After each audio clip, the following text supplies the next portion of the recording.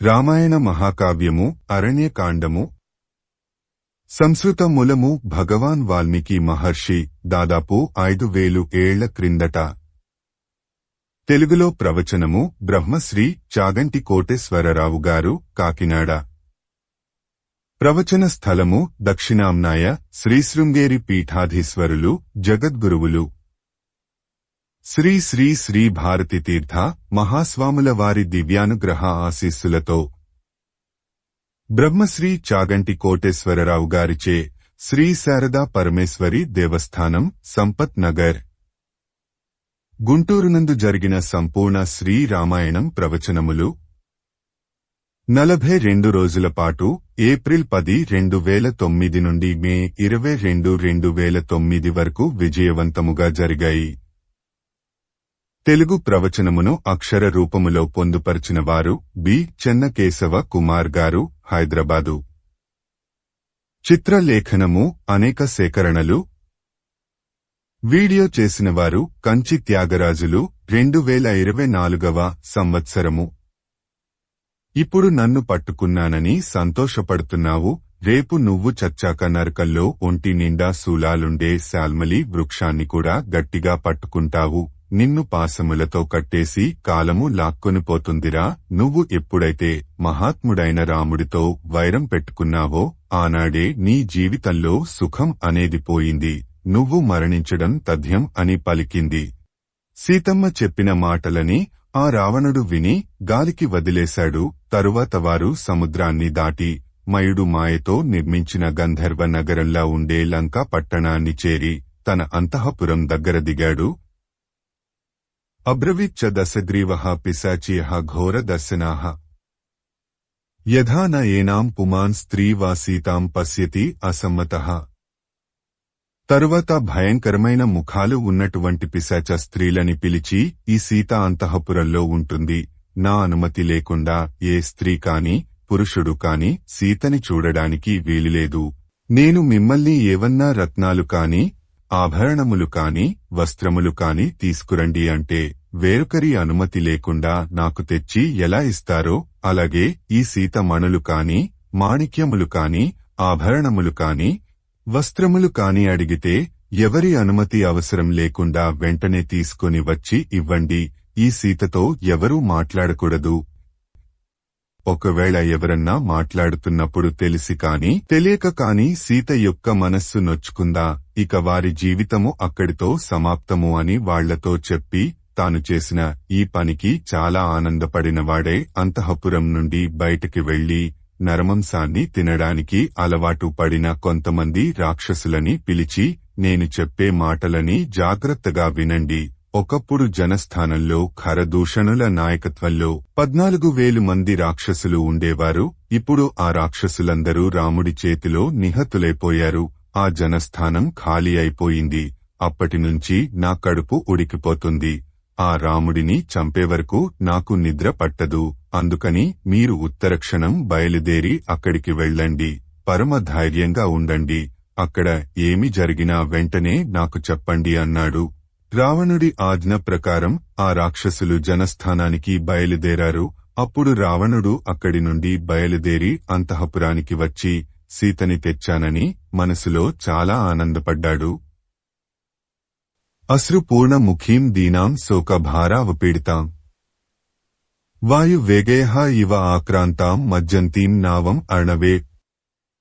ఆ అంతఃపురంలో కళ్లనిండా ఏడుస్తూ చెంపలమీద ఆ కన్నీళ్లు కారుతూ అత్యంత దీనంగా శోకం చేత పీడింపబడి పెను తుఫానులో చిక్కుకొని మునిగిపోతున్న నౌకలోని వారు ఎటువంటి దిగ్భ్రాంతికి లోనవుతారో అటువంటి దిగ్భ్రాంతి స్థితిలో సీతమ్మ ఉంది.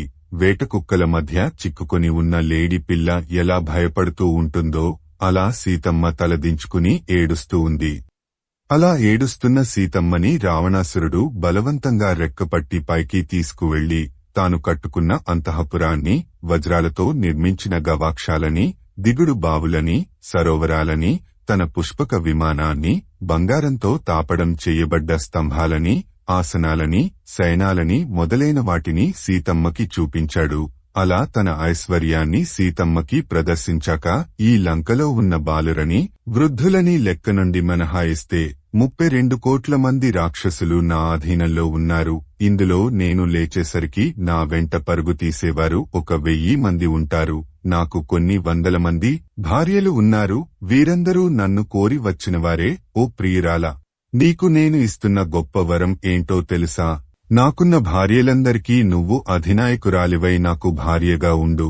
నాయందు మనస్సు ఉంచు. సముద్రానికి 100 యోజనముల దూరంలో నిర్మింపబడిన నగరం ఈ కాంచనలంక.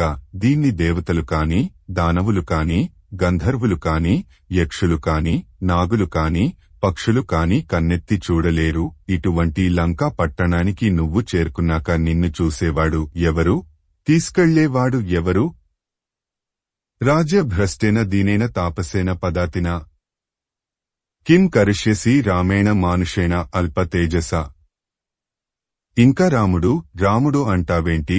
ఆ రాముడు అల్పాయుర్దాయం కలిగినవాడు, రాజ్యభ్రష్టుడు, దీనుడు, అరణ్యములను పట్టి తిరుగుతున్నాడు. రాముడు కేవలం మనిషి. అటువంటి రాముడితో నీకేమి పని? నీకు తగినవాడిని నేను. అందుకని నన్ను భర్తగా స్వీకరించి ఆనందంగా, సంతోషంగా తిరుగు. హాయిగా నాతో కలిసి సింహాసనం మీద కూర్చో. మళ్లీ పట్టాభిషేకం చేసుకుందాము. ఆ పట్టాభిషేకము చేసినప్పుడు మీద పడినటువంటి జలములతో తడిసి నాతో కలిసి సకల ఆనందములు అనుభవించు. నువ్వు నీ జీవితంలో ఏదో గొప్ప పాపం చేసుంటావు. ఆ పాపం వలన ఇన్నాళ్లు వనవాసం చేశావు. రాముడికి భార్యగా ఉండిపోయావు. నువ్వు చేసిన పుణ్యం వలన నా దగ్గరికి వచ్చావు. నువ్వు ఈ అందమైన మాలలు వేసుకుని చక్కగా అలంకరించుకో. మనమిద్దరము పుష్పక విమానంలో విహారం చేద్దాము అన్నాడు. ఏ ముఖాన్ని చూసి ఆ రావణుడు ఇలా హద్దులు మీరి మాట్లాడుతున్నాడో ఆ ముఖాన్ని తన ఉత్తరీయంతో కప్పుకొని సీతమ్మ తల్లి కళ్ళు ఒత్తుకుంటూ ఏడ్చింది. ఏతౌ పాదౌ మయా స్నిగ్ధా శిరోభ్యః పరిపీడిత ప్రసాదం కురు మే క్షిప్రం వస్యో దాసో అహం అస్మితే. ఏడుస్తూ ఉన్న సీతమ్మని చూసిన ఆ రావణుడు నీ పాదాలు పట్టుకుంటున్నాను సీతా, నా కోరిక తీర్చి నన్ను అనుగ్రహించు అన్నాడు. రావణుడు తెలిసి పట్టుకున్నా తెలియక పట్టుకున్నా శిరస్సు వంచి సీతమ్మ పాదాలు పట్టుకున్నాడు కనుక సీతమ్మని ఇన్ని మాటలు అన్నా కొంతకాలమైనా బతికాడు. అప్పుడు సీతమ్మ తనకి రావణుడికి మధ్యలో ఒక గడ్డిపరకని పెట్టి రాముడు ధర్మాత్ముడు, దీర్ఘమైన బాహువులు ఉన్నవాడు, విశాలమైన కన్నులున్నవాడు, ఆయన నా భర్త, నా దైవం, ఇక్ష్వాకు కులంలో పుట్టి సింహం వంటి మూపు ఉండి లక్ష్మణుడిని తమ్ముడిగా కలిగిన రాముడి చేతిలో ప్రాణములు పోగొట్టుకోడానికి సిద్ధంగా ఉండు రావణ. నువ్వే కనుక రాముడి సన్నిధిలో నన్ను ఇలా అవమానించి ఉంటే ఈ పాటికి నువ్వు ఖరుడి పక్కన పడుకొని ఉండేవాడివిరా. నీ ఆయువు అయిపోతుంది, నీ ఐశ్వర్యము పోతుంది, నీ ఓపిక అయిపోతుంది, నీ ఇంద్రియాలు కూడా పతనమైపోతాయి. నీ లంకా పట్టణం విధవగా నిలబడడానికి సిద్ధంగా ఉంది. ఇవన్నీ నువ్వు చేసిన పని వలన భవిష్యత్తులో జరగబోతున్నాయి. నీటిమీద పట్టే నాచుని తినే నీటికాకిని నిరంతరం రాజహంసతో కలిసి క్రీడించడానికి అలవాటుపడిన హంస చూస్తుందా? రాముడిని చూసిన కన్నులతో నిన్ను నేను చూడనురా పాపి, అవతలకి పో అని పలికింది. ఈ మాటలకి ఆగ్రహించిన రావణుడు నీకు 12 నెలలు సమయం ఇస్తున్నాను. ఈలోగా నీ అంతట నువ్వు బుద్ధి మార్చుకొని నా పాన్పు చేరితే బతికిపోతావు. అలా కాకపోతే 12 నెలల తరువాత నిన్ను నాకు అల్పాహారంగా పెడతారు అని చెప్పి భయంకరమైన స్వరూపం కలిగిన రాక్షస స్త్రీలని పిలిచి ఈమెని అశోక వనానికి తీసుకువెళ్ళండి. ఆమె చుట్టూ మీరు భయంకరమైన స్వరూపాలతో నిలబడి బతకడానికి కావలసిన ఆహారాన్ని, నీళ్లని ఇస్తూ శూలాలలాంటి మాటలతో ఈ సీతని భయపెట్టి నా దారికి తీసుకురండి, ఇక తీసుకువెళ్ళండి అన్నాడు. వికృత నేత్రములు కలిగిన ఆ రాక్షస స్త్రీలు చుట్టూ నిలబడి భయపెడుతుంటే అశోకవనంలో శోకంతో ఏడుస్తూ ఆ సీతమ్మ ఉంది. ఇటుపక్క రామచంద్రమూర్తి మాంసం పట్టుకుని వస్తుంటే విచిత్రంగా వెనుక నుండి ఒక నక్క కూత వినబడింది. అలాగే రాముడిని దీనంగా చూస్తూ అక్కడున్న మృగాలన్నీ ఎడమ వైపు నుండి ప్రదక్షిణంగా తిరిగాయి. ఈ శకునాలని చూసిన రాముడు సీతకి ఏదో జరిగినదని భావించి గబగబా వస్తుండగా ఆయనకి ఎదురుగా లక్ష్మణుడు వచ్చాడు. లక్ష్మణుడిని చూడగానే రాముడిపై ప్రాణాలు పైనే ఎగిరిపోయాయి. అప్పుడాయన లక్ష్మణుడితో, సీతని వదిలి ఎందుకు వచ్చావు? సీత ప్రమాదంలో ఉందని నేను అనుకుంటున్నాను. సీత క్షేమంగా ఉంటుందా? బతికి ఉంటుందా? నాకు నమ్మకం లేదు. ఎందుకంటే నేను ఖరదూషణులని సంహరించాక రాక్షసులు నామీద పగబట్టారు. మారీచుడు మరణిస్తూ హా సీతా, హా లక్ష్మణ అన్నాడు. సీత నిన్ను నిగ్రహించి పంపి ఉంటుంది, అందుకని నువ్వు వచ్చావు. సీతమ్మను ఒంటరిగా విడిచి ఎందుకు వచ్చావని లక్ష్మణమూర్తిని ప్రశ్నిస్తున్న రామచంద్రుడు. నువ్వు వచ్చేశాక సీతని ఆ రాక్షసులు అపహరించడమైనా జరుగుంటుంది, లేదా ఆమె కుత్తుక కోసి ఆమెని తినేయడం అయినా జరుగుంటుంది. ఏదో ప్రమాదకరమైన పని జరుగుంటుంది. లక్ష్మణ, నువ్వు ఇలా వస్తావని నేను ఊహించలేదు. నువ్వు రాకుండా ఉండి ఉండవలసింది. ఈ ముఖం పెట్టుకొని నేను అయోధ్యకి ఎలా వెళ్లను? అందరూ వచ్చి సీతమ్మ ఏది అని అడిగితే నేను ఏమని చెప్పుకోను? అరణ్యవాసానికి తనని అనుగమించి వచ్చిన సీతమ్మని రక్షించుకోలేని పరాక్రమహీనుడు రాముడు అని అందరూ చెప్పుకుంటుంటే ఆ మాటలు విని నేను ఎలా బతకను? నేను అసలు వెనక్కి రానేరాను. సీతా ఆశ్రమంలో కనపడకపోతే నా ప్రాణాలు విడిచిపెట్టేస్తాను. ఏ సీత యొక్క ఓదార్పు చేత 13 సంవత్సరాల అరణ్యవాసాన్ని క్షణములా గడిపానో ఆ సీత నా కంటపడనప్పుడు నాకు రాజ్యం అక్కరలేదు, అంతఃపుర భోగములు అక్కరలేదు. నువ్వు అయోధ్యకి వెళ్లి నేను చెప్పానని చెప్పి భరతుడిని పట్టాభిషేకం చేసుకుని రాజ్యం ఏలమన్నానని చెప్పు. నా తల్లి కౌసల్యని సేవించు. నేను అయోధ్యకి తిరిగొస్తే జనకుడు నన్ను చూసి రామ, నీకు కన్యాదానము చేశాను కదా, ఏదయ్యా సీతమ్మ అని అడుగుతారు. అప్పుడు నేను జనకుడి ముఖాన్ని ఏ ముఖంతో చూడను. సీతని వదిలి రావద్దని నేను నిన్ను ఆజ్ఞాపించాను, కాని నా ఆజ్ఞని పాటించకుండా సీతని వదిలి నువ్వు ఒక్కడివి ఎందుకు వచ్చావు అన్నాడు. అప్పుడు లక్ష్మణుడు, అన్నయ్య, నా అంత నేనుగా రాలేదు, సీతమ్మని విడిచిపెట్టి రాలేదు. నీ మాటని పాటిద్దామని ప్రతిక్షణం సీతమ్మ దగ్గరే ఉండి జాగ్రత్తగా కాపుకాశాను. ఆర్యేణ ఏవ పరికృష్టం పరాకృష్టం హా సీతే లక్ష్మణ ఇతి చ పరిత్రాహి ఇతి యత్ వాక్యం మైథిల్యాః తత్ శృతిం గతం. కాని ఎప్పుడైతే అరణ్యంలో నుండి నీ గొంతుతో హా సీత, హా లక్ష్మణ అన్న మాటలు సీతమ్మ విన్నదో నీయందు ఉన్నటువంటి అపారమైన ప్రేమ చేత భయవివల అయిపోయింది. అప్పుడు సీతమ్మ ఏడుస్తూ లక్ష్మణ వెళ్ళు అని నన్ను 1కి 10 మార్లు తొందరచేసింది. కాని మా అన్నయ్య అలా నీచంగా రక్షించండి అని ఒక్కనాటికి అరవడు. ఇది రాక్షస మాయ అని సీతమ్మకి చెప్పాను. కాని నువ్వు భరతుడితో కలిసి కుట్ర చేసి నన్ను పొందడానికి రాముడి వెనకాల అరణ్యవాసానికి వచ్చావు అని సీతమ్మ నన్ను ఒక కఠినమైన మాట అంటే నేను ఇంక తట్టుకోలేక బయలుదేరి వచ్చేశాను. నాయందు ఏ దోషమూ లేదన్నయ్యా, నన్ను మన్నించు అన్నాడు. అప్పుడు రాముడు, నువ్వు ఎన్నైనా చెప్పు లక్ష్మణ, సీతని ఒక్కదాన్ని అరణ్యంలో విడిచిపెట్టి నువ్వు ఇలా రాకూడదు. నా మాటగా రాక్షసుడి మాట వినపడితే సీత నిన్ను ఒక మాట అని ఉండవచ్చు. అంతమాత్రాన సీతని విడిచి వచ్చేస్తావా? ఇప్పుడు సీత ఎంత ప్రమాదంలో ఉందో. నువ్వు కోపానికి లోనయ్యావు, అందుకని సీతని విడిచిపెట్టి వచ్చేశావు.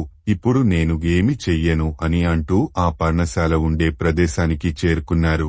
రాముడు ఆ పర్ణశాలలో అంతా చూశాడు, కాని సీతమ్మ ఎక్కడా కనపడలేదు.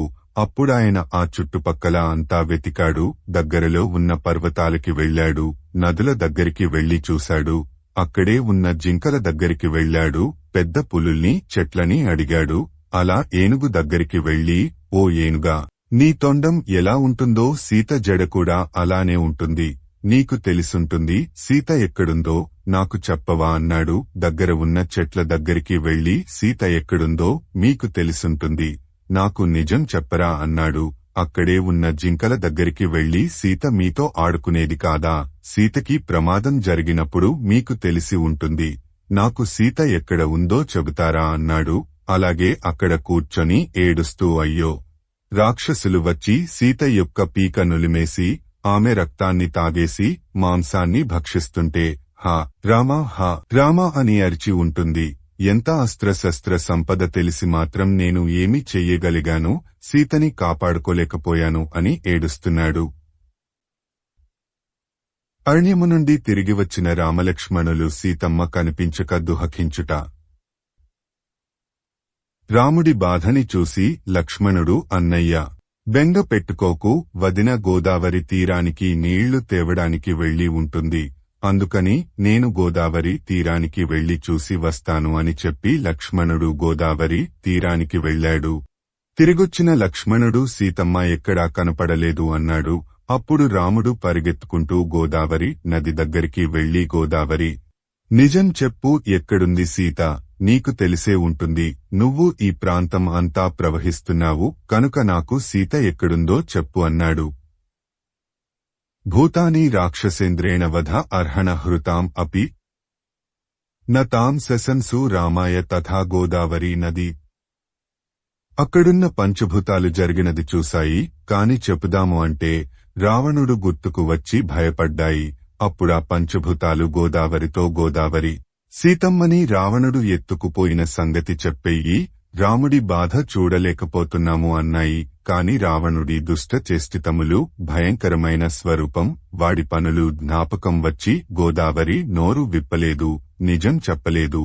అక్కడున్న మృగాలు జరిగిన దాన్ని చెబుదాము అనుకున్నాయి, కాని అవి మాట్లాడలేవు కనుక ఆకాశం వైపు చూస్తూ సీతమ్మని రావణుడు ఎత్తుకుపోయిన దక్షిణ దిక్కు వైపు పరుగులు తీశాయి.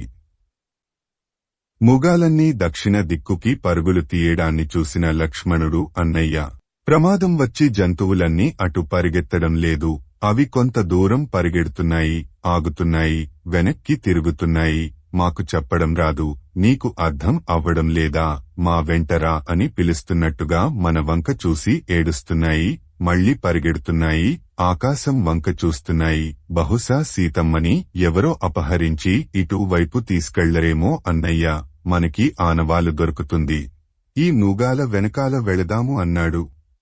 అప్పుడు రామలక్ష్మణులు ఇద్దరూ ఆ మృగాల వెనుక పరుగు తీశారు. అక్కడ వాళ్లకి సీతమ్మ తలలో పెట్టుకున్న పూలదండ కింద పడిపోయి కనపడింది.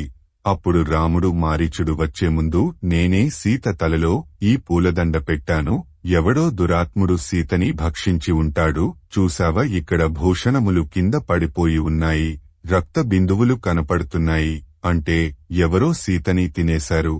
ఇక్కడ ఒక పెద్ద రథం విరిగిపోయి కనపడుతుంది, ఎవరిదో గొప్ప ధనుస్సు విరిగి కింద పడిపోయి ఉంది, ఎవరో ఒక సారథి కూడా కింద పడిపోయి ఉన్నాడు, పిశాచ ముఖాలతో ఉన్న గాడిదలు కింద పడిపోయి ఉన్నాయి, ఎవరో ఇద్దరు రాక్షసులు సీత కోసం యుద్ధం చేసుకున్నారు, ఆ యుద్ధంలో గెలిచినవాడు సీతని తీసుకెళ్లి తినేశాడు. సీతమ్మ జాడ తెలియక అరణ్యములో శోకముతో తిరుగుతున్న రామలక్ష్మణులు. సీత ఏ ధర్మాన్ని పాటించిందో ఆ ధర్మం సీతని కాపాడలేదు, ఎవడు పరాక్రమము ఉన్నా మృదువుగా ప్రవర్తిస్తాడో వాడిని లోకము చేతకానివాడు అంటుంది. లక్ష్మణ, ఇప్పుడు చూపిస్తాను నా ప్రతాపము ఏమిటో, ఈ పర్వతం ముందు నిలబడి సీత ఎక్కడుంది అని అడిగితే నాతో వెటకారమాడి నేను మాట్లాడిన మాటనే మళ్లీ ప్రతిధ్వనిగా పైకి పంపింది. ఇప్పుడే ఈ పర్వతాన్ని నాశనం చేసేస్తాను, నాకున్న అస్త్రశస్త్రములన్నిటినీ ప్రయోగించి సూర్య చంద్రులని గతిలేకుండా చేస్తాను, ఆకాశాన్ని బాణాలతో కప్పేస్తాను, దేవతలు ఎవరూ తిరగడానికి వీలులేకుండా చేసేస్తాను, నదులలో సముద్రాలలో ఉన్న నీటిని ఇంకింపచేసేస్తాను, భూమి మీద అగ్నిహోత్రాన్ని పుట్టిస్తాను, నా బాణాలతో భూమిని బద్దలు కొడతాను, రాక్షసులు అనేవారు ఈ బ్రహ్మాండాల్లో ఎక్కడా లేకుండా చేస్తాను, నా క్రోధం అంటే ఎలా ఉంటుందో ఈ దేవతలు చూస్తారు, మూడు లోకాలని లయం చేసేస్తాను, సీత ఎక్కడున్నా బతికున్నా మరణించినా దేవతలు తీసుకువచ్చి నా పాదములకి నమస్కరించి ప్రార్థన చేస్తే వదిలిపెడతాను, లేకపోతే ఇవ్వాళ్లతో ఈ బ్రహ్మండాలని నాశనం చేసేస్తాను, వృద్ధాప్యం రాకుండా మృత్యువు రాకుండా ఎవడూ ఎలా నిరోధించుకోలేడో అలా క్రోధమూర్తి అయిన నా ముందు నిలబడడానికి దేవతలకి కూడా ధైర్యం చాలదు, పడగొట్టేస్తున్నాను లక్ష్మణ అని కోదండాన్ని తీసి చేతిలో పట్టుకున్నాడు. అప్పుడు లక్ష్మణుడు పరుగు పరుగున వచ్చి అంజలి ఘటించి, అన్నయ్య నువ్వు సర్వభూత హితేరతుడివి అన్న పేరు తెచ్చుకున్నవాడివి. అటువంటివాడివి నువ్వు క్రోధమునకు వశమైపోయి 3 లోకాలని కాల్చేస్తే ఇంక లోకములో శాంతి అన్న మాటకి అర్థం ఎక్కడుంది అన్నయ్యా? ఎవడో ఒక దుర్మార్గుడు తప్పు చేశాడని వాడిని నిగ్రహించడం మానేసి లోకాలన్నిటినీ బాధపెడతావా అన్నయ్యా? నీ క్రోధాన్ని కొంచెం వెనక్కి తగ్గించు. రాజు ప్రశాంతమూర్తుడై తగినంత శిక్ష వెయ్యాలి. అంతేకాని ఎవడో ఏదో తప్పు చేశాడని లోకాన్ని ఇలా పీడిస్తావా అన్నయ్యా? ఇక్కడ ఇద్దరు యుద్ధం చెయ్యలేదు. ఎవడో ఒకడే రాక్షసుడు వచ్చాడు.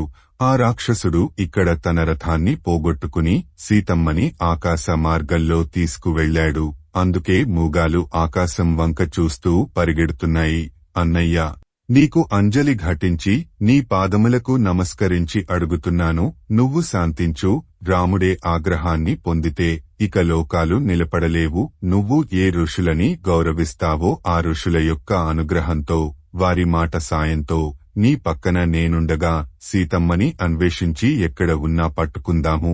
అంత సాధుధర్మంతో నువ్వు అన్వేషించిన నాడు కూడా సీతమ్మ నీకు లభించకపోతే ఆనాడు నువ్వు కోదండం పట్టుకుని లోకాలన్నిటినీ లయం చేసేయి. కాని ఈలోగా నీకు ఉపకారం తప్పక జరిగితీరుతుంది. నీకు ఋషులు, పంచభూతాలు, దేవతలు సహకరిస్తారు. ఇంత ధర్మమూర్తివైన నీకు సహకరించని భూతము ఈ బ్రహ్మండములలో ఉండదు. నువ్వు సీతమ్మని పొందుతావు. ఇది సత్యం, సత్యం, సత్యం. నేను నీ పక్కన ఉండగా నువ్వు ఇంత క్రోధమూర్తివి కాకు. నువ్వు శాంతిని పొందు అన్నాడు. లక్ష్మణమూర్తి మాటల చేత శాంతిని పొందినవాడై రాముడు తూణీరం నుండి బాణాన్ని తీయకుండా ఆగిపోయాడు. శాంతించిన రాముడితో లక్ష్మణుడు, అన్నయ్యా, చూసావ లోకము యొక్క పోకడ ఎలా ఉంటుందో? కష్టాలు అనేవి ఒక్కరికే కాదు, గతంలో కూడా కష్టపడినవారు ఎందరో ఉన్నారు. నహుషుని కుమారుడైన యయాతి ఎంత కష్టపడ్డాడో జ్ఞాపకముందా? ఎన్నో కష్టాలు పడి ఎంతో గొప్పగా జీవించిన యయాతి చనిపోయాక స్వర్గానికి వెళ్లాడు. అప్పుడు దేవేంద్రుడు యయాతిని ఒక ప్రశ్న అడిగాడు. అది ఏమిటంటే, యయాతి, నీ రాజ్యంలో అసత్యం చెప్పనివాడు ఎవరు అని అడిగాడు. తాను ఎన్నడూ అసత్యం చెప్పలేదు కనుక ఆ యయాతి ఎంతో వినయంగా నేను ఎన్నడూ అసత్యం పలకలేదు అన్నాడు. నీ వైపుకి చూపించి ఒక విషయాన్ని నీ అంతట నువ్వు పొగుడుకున్నావు కనుక నువ్వు మహాపాపాత్ముడివి. అందుచేత నీకు స్వర్గలోక ప్రవేశం కుదరదు అని చెప్పి దేవేంద్రుడు యయాతిని కిందకి తోసేశాడు. జీవితకాలం కష్టపడిన యయాతి ఒక్క మాటకి, అది కూడా దేవేంద్రుడు అడిగితే చెప్పిన జవాబుకి, స్వర్గము నుండి పతనమై భూమి మీద పడిపోయాడు. అలాగే మన గురువుగారైన వశిష్ఠుడికి 9 కుమారులు జన్మించారు. వాళ్లల్లో ఒక్కడు కూడా భ్రష్టుడు కాదు. అందరూ తండ్రి మాట వినేవారే. అటువంటి 9 కుమారులు తండ్రిని గౌరవించి మాట్లాడిన పాపానికి ఒకే రోజు శాపానికి గురై శరీరాలని వదిలేశారు. అంత కష్టమొచ్చినా మన గురువు గారు బెంగ పెట్టుకోలేదు. మనం రోజూ చూసే భూమికి ఎంతో ఓర్పు ఉంది, ఎంతో మందిని భరిస్తుంది. ఈ భూమి ఎప్పటినుంచో ఉంది. ఇటువంటి భూమి కూడా ఒక్కొక్కనాడు పాపభారాన్ని మోయలేక కదులుతుంది. అంత గొప్ప భూమికి కూడా కష్టమొచ్చి కదులుతుంది. ఆకాశంలో ఉన్న సూర్యచంద్రులిద్దరూ మహాబలం కలిగినవారు. వాళ్ళిద్దరి చేత ఈ లోకములన్నీ ప్రకాశిస్తున్నాయి. అటువంటి సూర్యచంద్రులని పాపగ్రహాలైన రాహు కేతువులు గ్రహణ సమయంలో గ్రసిస్తున్నారు, మళ్లీ విడిచిపెడుతున్నారు. మనిషికి జీవితంలో కష్టం వచ్చిననాడు ఆ కష్టాన్ని తట్టుకొని నిలబడిననాడు కదా, అప్పుడు కూడా ధర్మం విడిచిపెట్టకుండా ఉన్ననాడు కదా వాడిలో ఉన్నటువంటి సౌశీల్యం ప్రకాశించేది. అందుకని అన్నయ్యా, దయచేసి నీ కోపాన్ని విడిచిపెట్టు. నువ్వు జ్ఞానివి అన్నయ్యా, నీకు సమస్తం తెలుసు. కాని నిప్పుని బూది కప్పినట్టు నీలో ఉన్న జ్ఞానాన్ని శోకం కప్పింది. అందువలన నువ్వు కోపానికి వశుడవయ్యావు. నీకు చెప్పగలిగిన వాడిని అని నేను నీకు చెప్పడం లేదు. నేను కేవలం నీమీద కప్పబడ్డ శోకం అనే దాన్ని తొలగించే ప్రయత్నం చేస్తున్నాను అంతే అన్నాడు. పూర్వజో అపియుక్తమాత్రః తు లక్ష్మణేన సుభాషితం సారగ్రాహీ మహాసారం ప్రతిజగ్రాహ రాఘవః. అవతలివారు చెప్పిన దానిలోని సారమును గ్రహించి తన స్వరూపమును దిద్దుకోగలిగిన గొప్ప శక్తి కలిగిన రాముడు లక్ష్మణుడు చెప్పిన మాటలని విని తన కోపాన్ని విడిచిపెట్టి, తమ్ముడా, నువ్వు చెప్పిన మాట యథార్థంరా, కాని నన్ను అనుగమించి వచ్చిన సీత కనపడకపోతే నేను బతకలేను. ఈ పర్వత గుహలలో ఎన్నో గుహలు, పొదలు ఉన్నాయి. సీత వాటిల్లో ఎక్కడన్నా ఉందేమో వెతుకుదాము అని రామలక్ష్మణులు ముందుకి బయలుదేరారు. అలా ముందుకు వెళ్లిన వాళ్లకి ఒంటినిండా రక్తంతో తడిసిపోయి, ముక్కుకి రక్తంతో రెక్కలు తెగిపోయి ఒక పక్కకి కూర్చుని ఉన్న జటాయువు కనపడింది. అప్పుడు రాముడు రాక్షస రూపంలో ఉన్నవాడు ఈ పక్షి రూపాన్ని పొందాడు. నేను లక్ష్మణుడు వెళ్లగానే సీతని ఈ పక్షే తినేసింది. దీనిని నేను నమ్మాను. ఇప్పుడిది నాకు ప్రమాదం తెచ్చింది.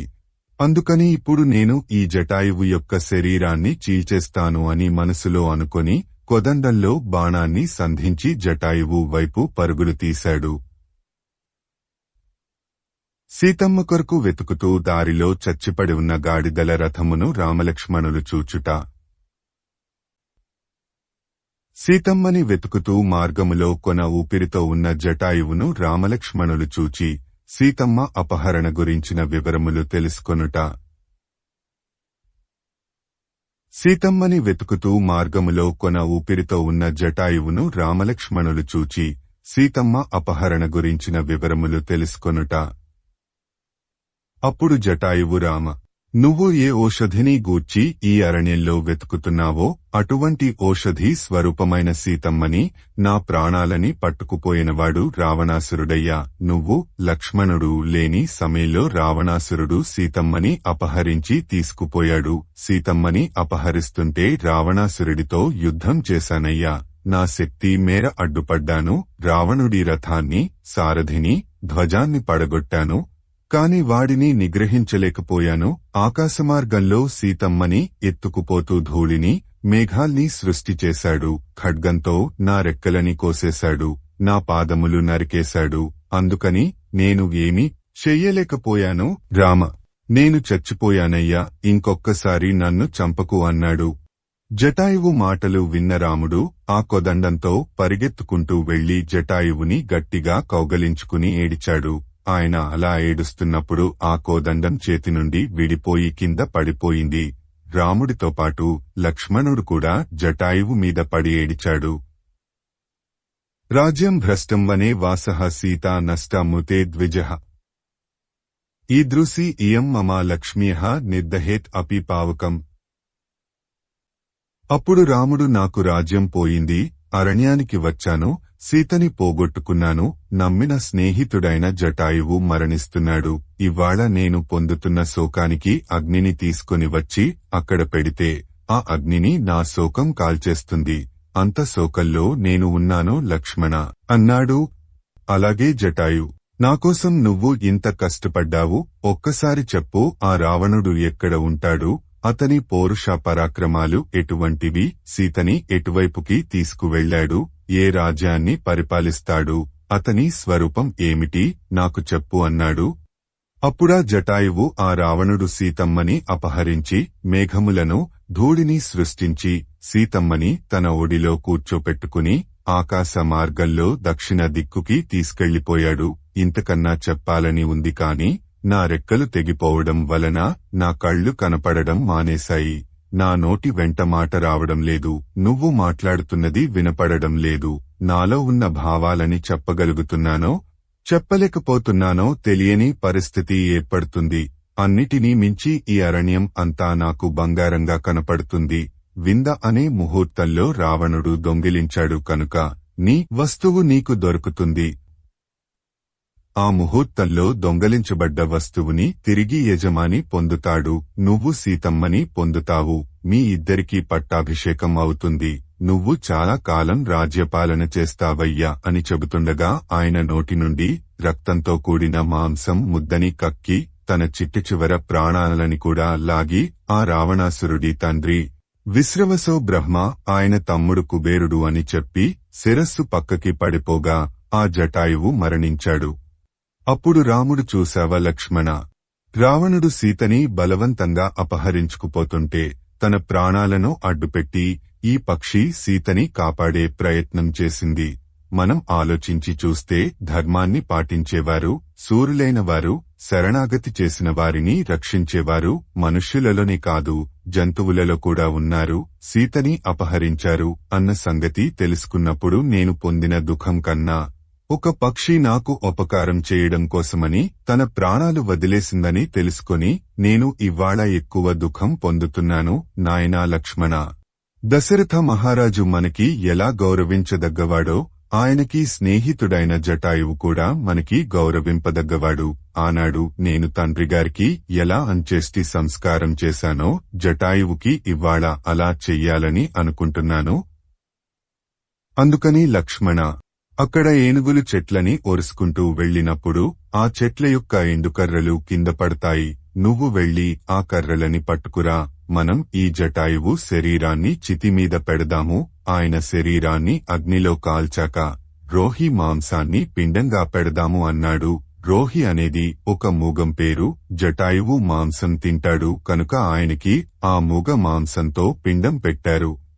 ఆ జటాయువుకి పిండాలు పెట్టాక గోదావరి నదికి వెళ్లి ఉదక క్రియలు చేసి నాచేత సంస్కరింపబడుతున్న ఓ జటాయువా, నేను నీకు అనుజ్ఞ ఇస్తున్నాను. నీకు ఇష్టం వచ్చిన ఉత్తమలోకాలకి వెళ్ళు అని రాముడు అన్నాడు. తరువాత నదిలో జలతర్పణ చేశారు. జటాయువు ఉత్తమలోకాలని పొందాడు అని వాల్మీకి మహర్షి చెప్పారు. సీతమ్మని వెతుకుతూ మార్గములో కొన ఊపిరితో ఉన్న జటాయువును రామలక్ష్మణులు చూచి సీతమ్మ అపహరణ గురించిన వివరములు తెలుసుకొనుట. జటాయువుతో రామలక్ష్మణులు. మరణించిన జటాయువుకు రామలక్ష్మణులు అంతఃక్రియలు జరుపుట. రామలక్ష్మణులు అక్కడి నుండి బయలుదేరి క్రౌంచారణ్యంలోకి ప్రవేశించారు. అతి భయంకరంగా ఉండే ఆ క్రౌంచారణ్యాన్ని రామలక్ష్మణులు దాటి కొంత దూరం వెళ్ళాక ఒక చీకటి గుహ కనబడింది. ఆ చీకటి గుహ దగ్గర అలికిడి, చప్పుడు వినబడ్డాయి. అంతలోనే ఎక్కడినుంచో ఒక భయంకరమైన రాక్షస స్త్రీ పరిగెత్తుకుంటూ వచ్చింది. ఆమె పేరు అయోముఖి. కడుపు కిందకి జారిపోయి వికృతమైన రూపంతో ఉన్న ఆ అయోముఖికి లక్ష్మణుడి మీద వ్యామోహం పుట్టింది. అప్పుడామె పరుగున వచ్చి లక్ష్మణుడిని పట్టుకొని, నువ్వు చాలా బాగున్నావు, మంచి యవ్వనంలో ఉన్నావు, మనిద్దరము ఈ పర్వతాల మీద తిరుగుతూ క్రీడిద్దాము అని పలికింది. లక్ష్మణుడు వెంటనే తన ఖడ్గాన్ని తీసి ఆవిడ ముక్కుని, చెవులని, స్తనాలని నరికేశాడు. అప్పుడా అయోముఖి నెత్తురు కారుతుండగా ఏడుస్తూ, గుండెలు బాదుకుంటూ ఆ గుహలోకి పారిపోయింది. తరువాత వారు అక్కడి నుండి కొంత దూరం ప్రయాణించాక లక్ష్మణుడు రాముడితో ఇలా అన్నాడు, అన్నయ్య, చాలా దుర్నిమిత్తాలు కనపడుతున్నాయి. ఏదో తీవ్రమైన భయం వేస్తుంది. ఇక్కడ వంజులకం అనే పక్షి కూస్తోంది. ఈ పక్షి కూత ఎవరికి వినపడుతుందో వారికి జయం కలుగుతుంది. కాని పరమదారుణమైన యుద్ధం జరుగుతుంది అని చెబుతుండగా ఒక పెద్ద శబ్దం వినపడింది. ఈ శబ్దం ఏమిటి అని రామలక్ష్మణుడు చూసేసరికి సృష్టిలో కని విని ఎరుగనటువంటి రూపం వాళ్లకి కనపడింది. దానికి తలకాయ, పాదములు లేవు. కేవలం గుండెల దగ్గరి నుండి నడుము కింద భాగం వరకు మాత్రమే దాని శరీరం ఉంది. అందులోనే ఒక పెద్ద నోరు, కన్ను ఉన్నాయి. ఆ కన్ను దూరంగా ఉన్న వస్తువులని కూడా చూస్తుంది. దానికి యోజనం పొడవున్న చేతులు ఉన్నాయి. అది నడవలేదు కనుక ఆ చేతులతో అడవిలో తడిమి దొరికిన దాన్ని తిని బతుకుతుంది. ఆ వింత స్వరూపాన్ని చూసి అసలు ఇదేమిటిరా ఇలా ఉంది అని వారు అనుకుంటున్నారు. ఇంతలోనే అది తన 2 చేతులతో రామలక్ష్మణులను పట్టేసుకుంది. అప్పుడది, నేను రాక్షసుడిని, నన్ను కబంధుడు అని అంటారు. అరణ్యానికి వచ్చి ఇటువైపునకు ఎందుకు వచ్చారు? ఇప్పుడు నేను మీ ఇద్దరినీ తినేస్తాను అని అంటూ వాళ్లని దగ్గరగా తీసుకునే ప్రయత్నంలో ఉండగా లక్ష్మణుడు రాముడితో, మనం వీడిని ఉపేక్షిస్తే వీడు మనిద్దరినీ మింగేస్తాడు. అందుకని వీడి చేతులని ఖండించేద్దాము అన్నాడు. లక్ష్మణుడు ఎడమ బాహువుని, రాముడు కుడి బాహువుని నరికేశారు. అప్పుడా కబంధుడు, మీరు ఇద్దరు ఎవరు అని అడిగాడు. ఈయనని రాముడు అంటారు. దశరథుడి కుమారుడు. తండ్రి మాటకి కట్టుబడి 14 సంవత్సరములు అరణ్యవాసానికి వచ్చాడు. ఈయన భార్య అయిన సీతమ్మని ఎవరో అపహరించారు. సీతమ్మని వెతుక్కుంటూ మేము ఈ మార్గంలో వచ్చాము. అసలు నువ్వు ఎవరు? నువ్వు ఇలా ఉన్నావేంటి? నీలాంటి రాక్షసుడిని మేము ఎప్పుడు చూడలేదు అని లక్ష్మణుడు అన్నాడు. అప్పుడా కబంధుడు, నేను మీకు నా కథ చెబుతాను, కాని మీరు నాకు ఒక ఉపకారం చెయ్యాలి. అది ఏమిటంటే ఒక పెద్ద గొయ్య తీసి లేకపోతే ఒక చితి పేర్చి దానిమీద నన్ను పడుకోబెట్టి కాల్చేయండి అన్నాడు. సరే, నువ్వు కోరినట్టే నిన్ను కాల్చేస్తాములే కాని సీతమ్మని ఎవరో రాక్షసుడు అపహరించాడు. నువ్వు రాక్షసుడివి కదా, నీకేమన్నా తెలుసా అని రామలక్ష్మణులు అడిగారు. అప్పుడా కబంధుడు, మీకు ఆ విషయాన్ని ఈ శరీరముతో చెప్పలేను. నన్ను కాల్చేస్తే నాకు నా పూర్వ శరీరం వచ్చేస్తుంది. అప్పుడు ఆ శరీరముతో చెబుతాను. ఈ శరీరానికి అన్నీ జ్ఞాపకం లేవు, కాని ఆ శరీరానికి అన్నీ తెలుసు కనుక నన్ను కాల్చేయండి అన్నాడు. కాలుస్తాములే కాని నువ్వు అసలు ఎవరు, ఇలా ఎందుకు ఉన్నావు అని రామలక్ష్మణులు అడిగారు. అప్పుడు కబంధుడు, పూర్వకాలంలో నేను ఎంతో గొప్ప తేజస్సుతో ఉండేవాడిని. నా పేరు ధనువు. సూర్యుడు ఎలా ఉంటాడో, చంద్రుడు ఎలా ఉంటాడో, ఇంద్రుడు ఎలా ఉంటాడో నాకు అటువంటి శరీరం ఉండేది. నా స్వరూపాన్ని చూసి అందరూ పొంగిపోయేవారు. అంత అందమైన శరీరముతో ఉన్న నాకు ఒక దిక్కుమాలిన ఆలోచన వచ్చింది. అది ఏమిటంటే, నేను కామరూపిణి కనుక ఒక విచిత్రమైన స్వరూపాన్ని పొంది అరణ్యంలోకి వెళ్లి అందరినీ భయపెడితే ఎలా ఉంటుంది అని. అప్పుడు నేను వెంటనే ఒక వికృత స్వరూపాన్ని పొంది అరణ్యంలోకి వెళ్లాను. అక్కడ స్థూలశిరుడు అనే మహర్షి దర్భలు ఏరుకుంటూ ఉండగా నేను ఆయన వెనకాలకి వెళ్లి ఒక పెద్ద కేక వేశాను. అప్పుడా మహర్షి నా వంక చూసి, ఇలా ఈ రూపంతో తిరగడం నీకు ఎంత సరదాగా ఉందో, నువ్వు ఇలాగే చాలా కాలం ఇక్కడ తిరుగుతూ ఉండు అని వెళ్లిపోయారు. అప్పుడు నేను నా నిజస్వరూపాన్ని పొంది ఆయన కాళ్ల మీద పడి, మీరు చెప్పిన మాట ప్రకారం నాకు ఆ భయంకరమైన స్వరూపం తొందరలో వస్తుంది, కాని నాకు ఆ స్వరూపం ఎలా పోతుంది అని అడిగాను. అప్పుడా స్థూలశిర మహర్షి అన్నాడు, నీకు వచ్చిన ఈ ప్రకోపం పోవాలి. కొంతకాలానికి ఇక్కడికి రామలక్ష్మణులు వచ్చి నీ 2 చేతులు నరికేస్తారు. అప్పుడు నీకు శాపవిమోచనం అవుతుంది అని చెప్పారు. అప్పుడు నేను వెంటనే వెళ్లి తపస్సు చేయడం ప్రారంభించాను. కొంతకాలానికి బ్రహ్మగారు ప్రత్యక్షమయ్యి ఏమి కావాలి అని అడిగారు. అప్పుడు నేను నాకు దీర్ఘాయువు కావాలి అని అడిగాను. బ్రహ్మగారు తథాస్తు అని చెప్పి వెళ్లిపోయారు. నాకు దీర్ఘ ఆయుర్దాయం ఉందన్న అహంకారంతో ఇంద్రుడి మీదికి యుద్ధానికి వెళ్లాను. అప్పుడు ఇంద్రుడు 100 అంచులు ఉన్న వజ్రాయుధాన్ని నా మీద ప్రయోగించాడు. ఆ వజ్రాయుధం నా 2 కాళ్లని ఛాతిలోకి నొక్కేసింది. అలాగే నా తలని కూడా ఛాతిలోకి నొక్కేసింది. నా 2 చేతులని కూడా లోపలికి నొక్కేసింది. నేను అప్పుడు నడుము నుండి ఛాతి వరకు ఉన్న శరీరముతో కింద పడ్డాను. అప్పుడు నేను ఇంద్రుడితో, నువ్వు నన్ను కొట్టేశావు, బాగానే ఉంది. నా చేతులు పాదములు లోపలికి తోసేశావు. నాకు బ్రహ్మగారు దీర్ఘ ఆయుర్దాయం ఉందని వరమిచ్చారు. ఇప్పుడు నా నోరు లోపలికి వెళ్ళింది కాదా, మరి నేను ఏమీ తిని బతకను అని ఇంద్రుడిని అడిగాను. అప్పుడు ఇంద్రుడు నా కన్నుని, నోరుని నా ఉదరభాగం మీద ఏర్పాటు చేసి యోజనం పొడవున్న 2 చేతులు ఇచ్చాడు. రామ, నేను అప్పటినుండి నేను ఇలా పడి ఉన్నాను. ఈ అరణ్యంలో తడుముకుంటూ దొరికినది తింటూ ఉంటాను. ఎప్పటినుంచో రామలక్ష్మణులు దొరికితే బాగుండు అనుకుంటున్నాను. ఇప్పటికీ మీరు దొరికారు. మీరు నా శరీరాన్ని కాల్చేయండి, నేను మీకు ఉపకారం చేస్తాను అన్నాడు. మనకి ఉన్న ఒకే ఒక్క సుగుణం నుండి అహంకారం అనే భూతం వస్తుంది. ఒకడికి అందం ఉందని, ఒకడికి డబ్బు ఉందని, ఒకడికి అధికారం ఉందని, ఒకడికి చదువు ఉందని, ఒకడికి తెలివి ఉందని అహంకరిస్తుంటారు. మనకి ఉన్న దానిని 10 మందికి ఉపయోగపడే విధంగా బతుకుదామని ఉండదు. ఇదే కబంధుడి జీవితం నుండి మనం నేర్చుకోవలసింది. రామలక్ష్మణులు కబంధునితో పోరాటము. శాపవిమోచనమైన కబంధుడు రామలక్ష్మణులకు ఆపద కాలములో మంచి మిత్రుడు కావాలని ఋష్యముఖ పర్వత శిఖరములపై ఉన్న సుగ్రీవుడిని కలుసుకోవడానికి దారి తెలుపుట. అప్పుడు వారు కబంధుడి శరీరాన్ని చితిమీద పెట్టి కాల్చేశారు. అప్పుడు ఆ చితి నుండి ఆభరణములు పెట్టుకుని మంచి తేజస్సుతో ఒక దివ్య శరీరముతో ధనువు పైకి వచ్చి, రామ, ఇప్పుడు నీకు చాలా కష్టమైన కాలం నడుస్తుంది. నీలాగే భార్యను పోగొట్టుకుని బాధపడుతున్నవాడు ఒకడు ఉన్నాడు. ఆయన కూడా ధర్మాత్ముడు. ఆయన పేరు సుగ్రీవుడు. 4 వానరములతో కలిసి ఋష్యముఖ పర్వతం మీద ఉన్నాడు. ఆయన అన్నగారైన వాలి రాజ్యం నుండి వెడలగొట్టాడు. వృక్షరజస్సు అనే వానరుని భార్యకి సూర్యుడి తేజస్సు వలన సుగ్రీవుడు ఔరస పుత్రుడిగా జన్మించాడు. నువ్వు ఆయనతో అగ్నిసాక్షిగా స్నేహం చేసుకో. వానరుడు కదా అని ఎన్నడూ సుగ్రీవుడిని అవమానించొద్దు. ఇప్పుడు నీకు ఒక గొప్ప మిత్రుడు కావాలి. సుగ్రీవుడు నీకు తగిన మిత్రుడు. ఆ సుగ్రీవుడిని కలుసుకోవడానికి నువ్వు ఇక్కడి నుండి పశ్చిమ దిక్కుకి వెళ్ళు. అక్కడ అనేకమైన వృక్ష సమూహములు కనపడతాయి.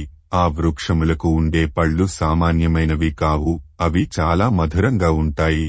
మీరు ఆ పళ్ళు తిని ముందుకు వెళితే కొన్ని వనాలు వస్తాయి. మీరు ఆ వనాలన్నీ దాటి ముందుకు వెళితే ఆఖరికి పంప అనే పద్మ సరస్సు వస్తుంది. ఆ సరస్సు దగ్గర హంసలు, ప్లవములు, క్రౌంచములు, కురవములు అనే పక్షులు నేతిముద్దల్లా ఉంటాయి. మీరు ఆ పక్షులని చంపి వాటి మాంసాన్ని తినండి.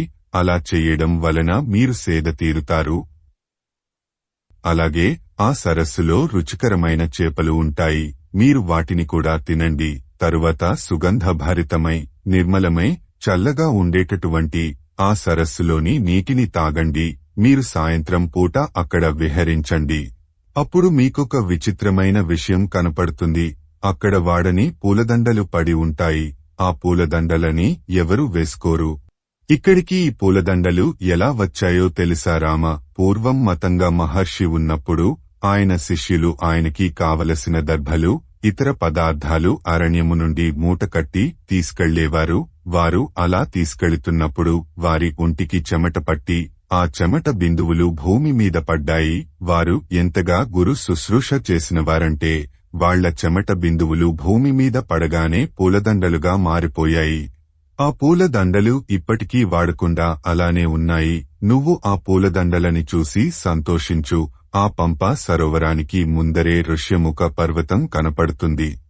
ఆ ఋష్యముఖ పర్వతాన్ని పూర్వకాలంలో బ్రహ్మగారు నిర్మించారు. దానిని ఎక్కడం చాలా కష్టం. చిత్రమేమిటంటే ఆ పర్వతాన్ని గున్న ఏనుగులు రక్షిస్తూ ఉంటాయి.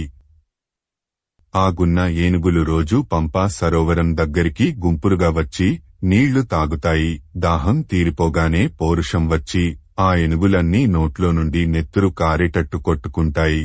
అంతగా కొట్టుకున్నాక అవి స్నేహితులు చెయ్యి కలుపుకొని వెళ్లినట్టు తొండాలు ముడివేసుకొని ఆ ఋష్యముఖ పర్వతం చుట్టూ తిరుగుతాయి.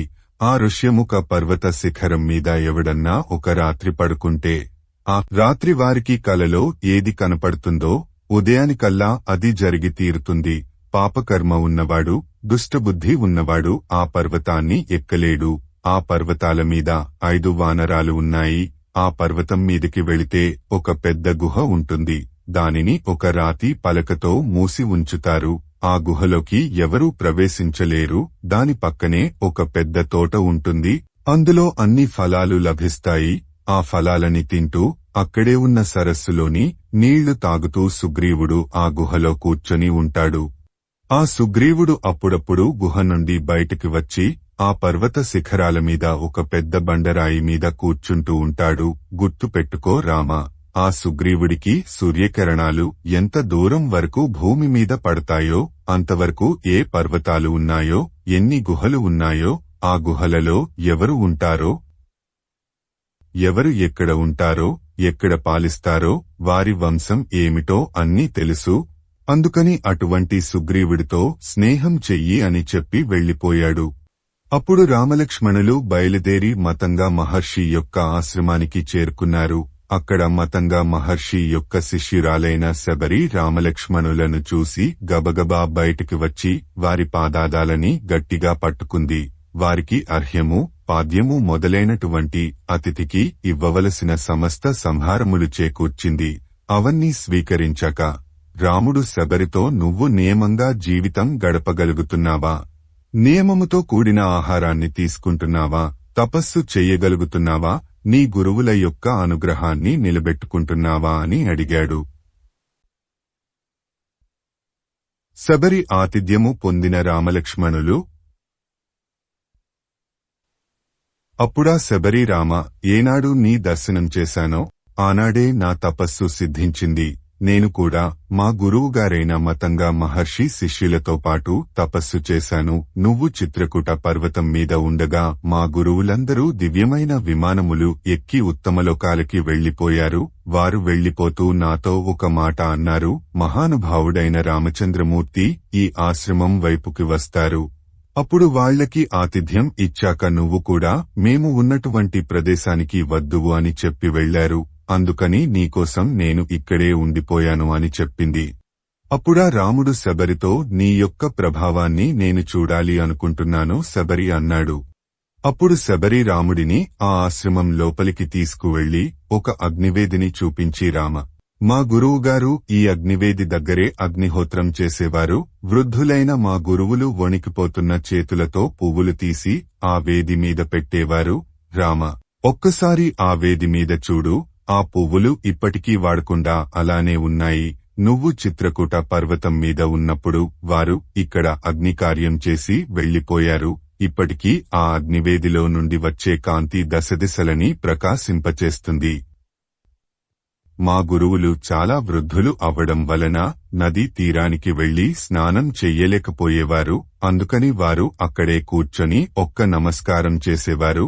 వారు అలా నమస్కారం చేయగానే 7 సముద్రముల యొక్క పాయలు ఇటుగా ప్రవహించాయి.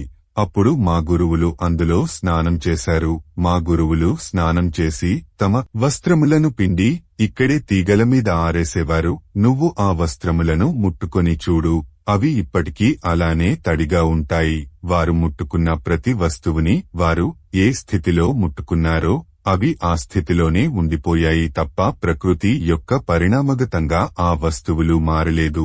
వారు అంతగా ఆత్మగతులే ఆత్మస్వరూపంగా ఉండిపోయారు.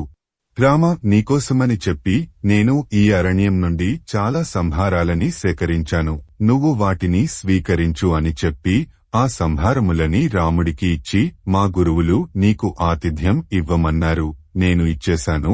అందుకని నేను వెళ్లిపోదామని అనుకుంటున్నాను అని చెప్పి సంకల్పమాత్రం చేత అగ్నిని రగిల్చి అందులో చీర కృష్ణాంబరాలతో సహా దూకి తన శరీరాన్ని వదిలేసింది. అప్పుడా అగ్నిలో నుండి దివ్యమైన అంబరములతో దివ్యమైన వస్త్రములతో ఆమె శరీరం బయటికి వచ్చి తన గురువులు ఉన్న లోకాలకి వెళ్లిపోయింది.